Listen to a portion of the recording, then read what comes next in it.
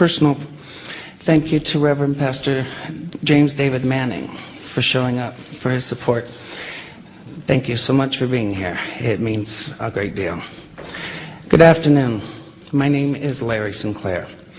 I'm a former recreational drug user, drug trafficker, and I'm a convicted felon for crimes of forgery, bad checks, and theft by check.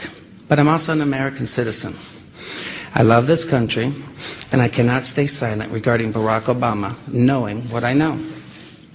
Today I will discharge my obligation as a citizen to witness this knowledge to you and raise questions for others to investigate and consider. I'm going to briefly describe my background and experiences with Senator Obama. In 1999, what appears to me to be a coordinated effort to discredit me, and finally a list of questions. After this brief statement, I will take and try to answer any reasonable questions. My background. I'm 46 years old and I currently reside in Duluth, Minnesota. I am a U.S. citizen. I've made mistakes in my lifetime. I have been convicted and served prison sentences for writing bad checks, forging checks, using stolen credit card numbers in Arizona, Florida, and Colorado. These events occurred over 20 years ago, between 1980 and 1986. After going public on the internet with these claims against Senator Obama earlier this year, I became aware of a warrant out of Florida dated from 1986, which I have resolved, and it has now been dismissed. I also have an active Colorado-only warrant for alleged theft and forgery. I am not ignoring this warrant, but am addressing it with the court in Colorado as well as with the district attorney's office. I have a pending motion to dismiss this warrant, which I am waiting to have calendared by the Colorado court. I have lived and worked under 3 different legal names. My birth name is Lawrence Wayne Sinclair. Later on, I had my name legally changed first to Loray A. Silvas and later to Loray Vizcarra Avila. Both name changes were conducted legally in the Pinal County Superior Court, Florence, Arizona. I legally returned to my birth name in the Fremont County District Court, Canyon City, Colorado in the year of 1997. In regards to the Obama incident, I flew out of Colorado Springs, Colorado to Chicago on November 2nd, 1999, arriving in O'Hare early in the morning of November 3rd. I went to the Chicago area to attend the graduation of my godson, my best friend's son, from basic training from the Great Lakes Navy Training Facility. I made reservations at the Comfort Inn and Suites in Gurnee, Illinois, based solely on the location to the training center. On November 5th, 1999, I hired the services of 5-Star Limousine. I had hired them both for November 5th and November 6th of 1999. On November 6, 1999, I asked the limo driver, whose name I now reveal for the first time, Jagir Paramit Mutani, if he knew anyone who would like to socialize and show me Chicago. Mr. Mutani understood that I was looking for someone who knew Chicago and would enjoy socializing. Mr. Mutani said he knew someone who was a friend of his. On November 6, 1999, after picking me up at the hotel in Gurnee, and this is significant, Mr. Mutani used his cell phone to make a call. That call was made to then Illinois State Senator Barack Obama to set up an introduction between myself and Senator Obama. Upon arriving at the bar and exiting the limo, Senator Obama was standing next to Mr. Mutani, and I was introduced to Senator Obama by name. Later that evening in a bar which I believe was called Alibis, and I state believe because I have failed so far to get Citigroup to provide the credit card receipts that has the actual name. I mentioned I could use a line or two to wake up. Senator Obama asked me if I was referring to coke, and I stated I was. After stating I was, Obama stated he could purchase cocaine for me and then made a telephone call. This too is significant, from a cell phone to a presently unknown individual, during which Senator Obama arranged the cocaine purchase. Senator Obama and I then departed the bar in my limousine and proceeded to an unknown location where Senator Obama exited the limousine with $250, which was provided to him by me. Returned a short while later with an 8-ball of cocaine, which he gave to me. I did ingest a couple of lines of cocaine, and shortly thereafter, Senator Obama produced a glass cylinder pipe and packet of crack cocaine from his pocket. Obama then smoked the crack cocaine. I performed fellatio on Senator Obama in the limousine during the time Senator Obama was smoking crack cocaine, after which I had the driver take me to my hotel, the Comfort Suites, Gurnee, Illinois.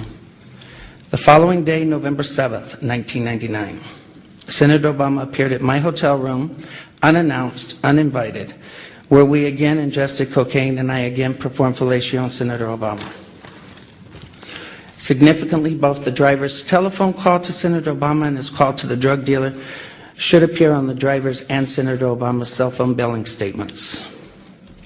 In the fall of 2007, September of 2007, I contacted the presidential campaign of Barack Obama to request solely that Senator Obama publicly correct his stated drug use record to reflect his use of crack cocaine with me in November of 1999.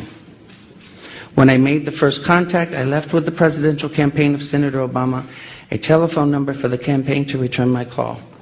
The first number I provided was a Texas cell phone number. From the period of Labor Day weekend 2007 through November 18th of 2007, I did provide a total of 4 different callback numbers to the Obama campaign. As I had moved and I had changed the numbers to reflect locally my place of residence at the time. In late September to early October 2007, I received a call from a male who identified himself as a Mr. Young, stating he was calling in regards to calls I had made to the Obama campaign. The first call was in fact an attempt by Mr. Young to obtain from me the identities of anyone I had contacted concerning my 1999 allegations against Senator Obama. The first call shocked me in that this Mr. Young asked me why I had not asked Senator Obama to disclose the sexual encounters I had with Mr. Obama in 1999. I was shocked, as I had never mentioned to the campaign or anyone working for the campaign any sexual encounters, as my call was prompted by drug allegations only. The call ended with Mr. Young stating I would hear from someone in a few days. In mid to late October 2007, I received a second call from this Mr. Young, at which time I clearly became aware that this individual was personally involved with Senator Obama rather than just an employee of his campaign. The tone of the conversation had a sexual nature.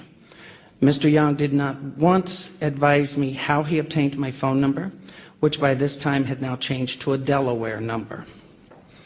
In late October 2007, I received a text message from the gentleman identified as Mr. Young, in which he stated he was intimately involved with Senator Obama and that Obama was discussing with him and his pastor how to publicly acknowledge Senator Obama's drug use in 1999, and that Obama wanted to be sure I had not discussed the sexual encounters or drug incidents with any media at that time.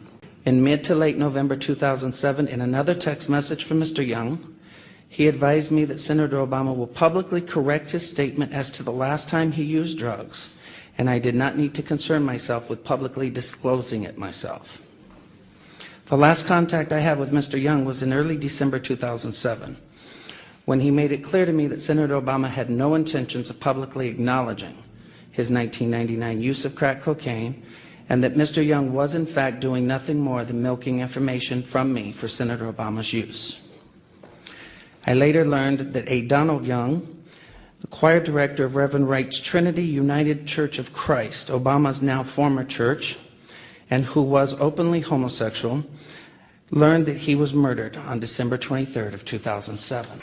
I have cooperated with the Chicago Police Department in this matter by providing them the telephone numbers I was using during the fall of 2007. And I release them now publicly in the hope that someone may be able to connect the dots between these telephone numbers and Mr. Young. Those numbers are 956-758-1105, 956-758-1885, 956-758-8002, 302-685-7175, 612-466-1043. In what I now realize was a naive and uncounseled decision, I posted in January 2008 a video on YouTube where I related the above information regarding my liaisons with Senator Obama in 1999. The response was overwhelming, and I quickly became the recipient of what in hindsight appears to have been a coordinated attack on my character, with ever-increasing falsehoods circulating on the internet. In response, I agreed to take a polygraph test sponsored by whitehouse.com. The results of that test have been partially revealed to the end of labeling me a liar and taken as gospel by all. I'd like to make the following comments about that polygraph test. First, I have been subsequently advised that whitehouse.com was a website dedicated to anti-Clinton pornography until earlier this year. In fact, until January of 2008, to be exact. Second, I have now come to understand that lie detectors are junk science at best, which is why courts of law refuse to use them. Third, a review of the results by a George W. Matchik, PhD of antipolygraph.org, raises serious questions about the legitimacy of this particular examination. Indeed, overlooked by almost everyone is that whitehouse.com's own examiner, Dr. Gordon Barlin, Salt Lake City, Utah, observed that on the drug question regarding Senator Obama, that the computerized score found that there was less than 1% probability of deception by me. That's about as high a passing score as one could possibly obtain. Finally, in February 2008, I was told anonymously that Dan Parisi of whitehouse.com received $750,000 from the Obama campaign through David Axelrod's AKP Media and Message One, or Message and Media, I think, to organize an effort to publicly discredit me. When I confronted Dan Parisi with this allegation, he did not deny it, but instead withdrew the second exonerating polygraph report of Dr. Gordon Barlin, failed to post the video of my polygraph as he and whitehouse.com promised they would do, and even removed posts from their website altogether, claiming that I had had enough of the attacks by Sinclair's supporters and Sinclair himself, quote unquote.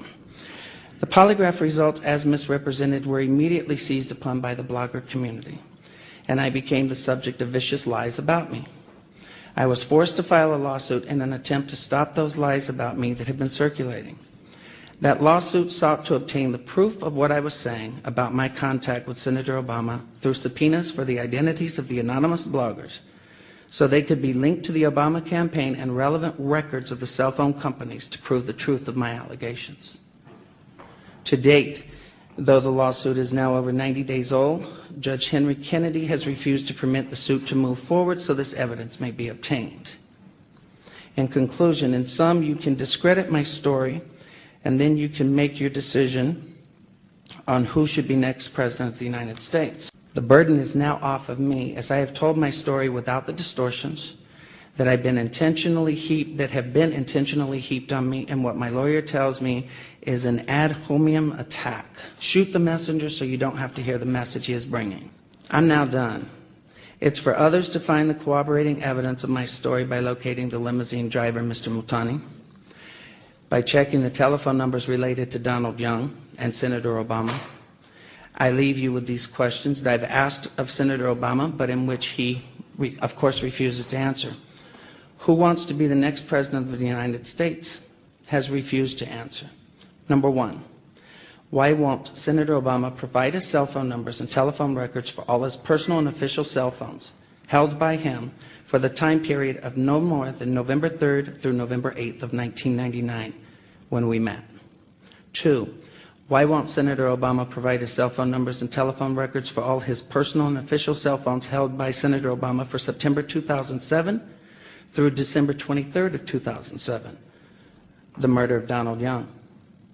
Three, why won't Senator Obama provide all email communication, both personal and campaign related to and or from AKP Media and Message from January 18th, 2008 through February 29th of 2008 for Senator Obama, David Axelrod, and David Plouffe?